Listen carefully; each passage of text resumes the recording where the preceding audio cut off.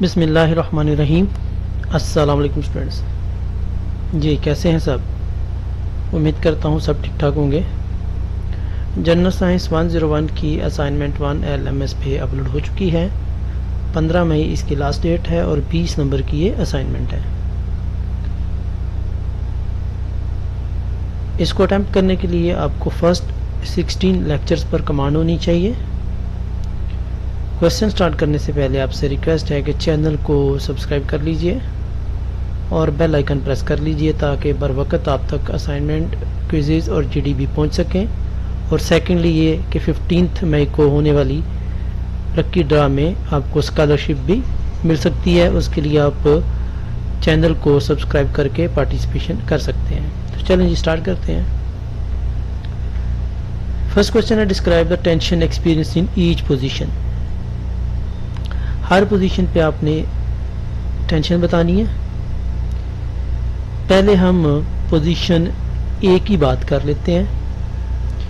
अब position A पे हमें एंगल मालूम नहीं है कि कौन सा एंगल है, ठीक है, लेकिन ये पता है कि ये जो इसकी गोली की या बॉब का जो वेट है वो 100 ग्राम है।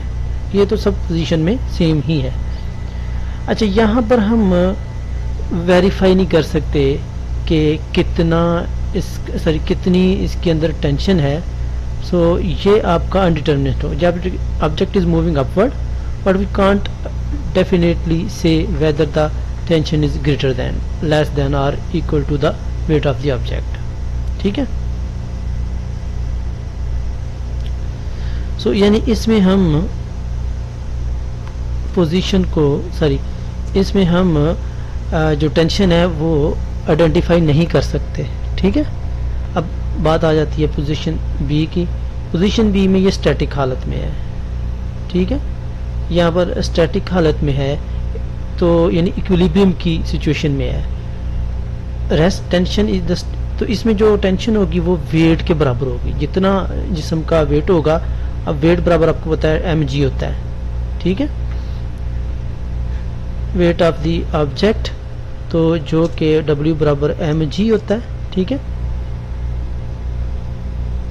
Which is mg। The only force acting on the object in the position is gravity. तो यानी सिर्फ इसमें ग्रेविटी ही एक्ट करेगी, ठीक है। The string applies an upward forces to contracting the gravity hold the object in equilibrium.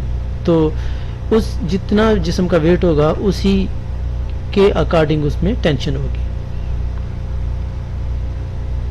Position सी की बात कर लेते हैं। पोजीशन सी में यहाँ पर देखिएगा ऑब्जेक्ट जब वो पीक पोजीशन पे है, टॉप पोजीशन पे है, ठीक है। तो इस टॉप पोजीशन पे यानी 90 के एंगल में है, तो इस सूरत में मैक्सिमम आपकी टेंशन होगी। वो कैसे जी? The object as at peak its upward motion and momentarily at rest. Here the tension in the string ideally zero, assuming there is no resistance. This is because object inertia carries it momentarily upward even though the string is pulling it up at this point. However, in the real world scenario there might be some nominal tension due to the factor like air resistance or the string not being perfectly rigid. यानी कह रहे कि इस point पे जो आपकी tension होगी वो ज़ीरो होगी। क्यों ज़ीरो होगी? क्योंकि अभी ये रेस्ट की हालत में है इनर्शिया की वजह से, ठीक है, किसी मोमेंट पे, ख़ास मोमेंट पे इस इनर्शिया की वजह से रेस्ट की हालत में है, तो जिसकी वजह से यहाँ पर आपकी जो टेंशन है वो ज़ीरो हो जाती है, ठीक है। लेकिन कुछ सिनारियो हैं जहाँ पर थोड़ी सी जो टेंशन होगी मिनिमम यानी कम, बहुत कम टेंशन होगी। वो किस वजह से? एयर रेजिस्टेंस की वजह से और दूसरे फैक्टर्स की वजह से, ठीक है। इसका बी पार्ट है, which position does tension it maximum value, यानी मैक्सिमम वैल्यू कहाँ पर होगी टेंशन की? तो in string reaches its maximum value in position A, नहीं पोजीशन बी पे होगा। यानी पोजीशन बी पे जो है जी, ये जो पोजीशन है यहाँ पर ही हमने देखा था टेंशन सबसे ज़्यादा है स्ट्रिंग में, ठीक है, ओके। सेकंड पार्ट है जी, सेकंड क्वेश्चन है 1 mole of hydrogen, 1 mole of oxygen, 1 mole of fluorine, यानी 3 ये आपको एलिमेंट दिए गए हैं। इन तीनों एलिमेंट में आपने 1 मोल की क्वांटिटी निकालनी है, ठीक है। नंबर ऑफ मॉलिक्यूल्स किस में ज़्यादा होंगे, तीनों के देखिएगा सेम ही हैं, यानी 1 मोल ऑफ हाइड्रोजन कंटेन्स इतने मॉलिक्यूल्स, इसमें भी इतने ही मॉलिक्यूल हैं जितने ऑक्सीजन में है और जितने फ्लोरीन में है, क्योंकि एक पूरा का पूरा एक मॉलिक्यूल है ना, ठीक है, तो सब में बराबर है। सो लिहाजा तीनों में कोई फ़र्क नहीं होगा, सबका सेम होगा। बी पार्ट देख लेते हैं। बी पार्ट में क्या कह रहा है, बी पार्ट में ये कह रहा है considering 1 mole each of hydrogen, oxygen and fluorine which substance exhibit highest mass. अब मैस निकालना है, ये तो था मोल कि इसमें कितने मोल हैं, ठीक है। अब मैस देखेंगे, मैस थोड़ी डिफरेंट चीज़ है।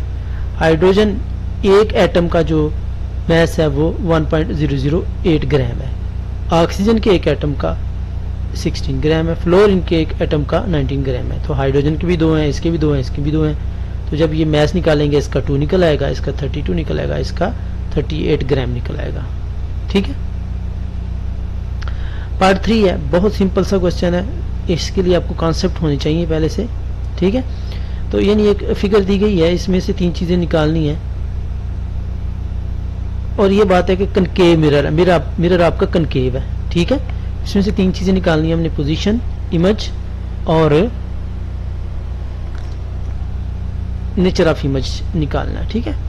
अच्छा, पोजीशन से मुराद है क्यू, यानी क्यू निकालना है। पहले चलिए यहाँ डाटा बना लेते हैं। फोकल लेंथ, यहाँ पर सारा डाटा दिया गया है। फोकल लेंथ इस पॉइंट पी से एफ तक फोकल लेंथ होती है, 12 सेंटीमीटर है। डिस्टेंस जो है जिसको हम पी कहते हैं, पी यानी ऑब्जेक्ट का डिस्टेंस जो है, ये आपका ऑब्जेक्ट है, सर ये ऑब्जेक्ट है ए बी, ये उसका इमेज है, सॉरी ये ऑब्जेक्ट है जो कि 2 सेंटीमीटर डिस्टेंस दिया गया है, ठीक है। बल्कि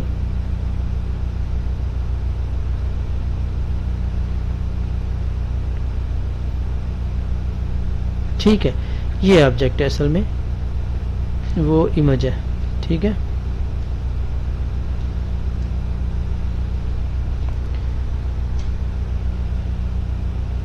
एनीवे सारी चीजें दी गई हैं। यहाँ पर मिरर फार्मूला यूज करेंगे।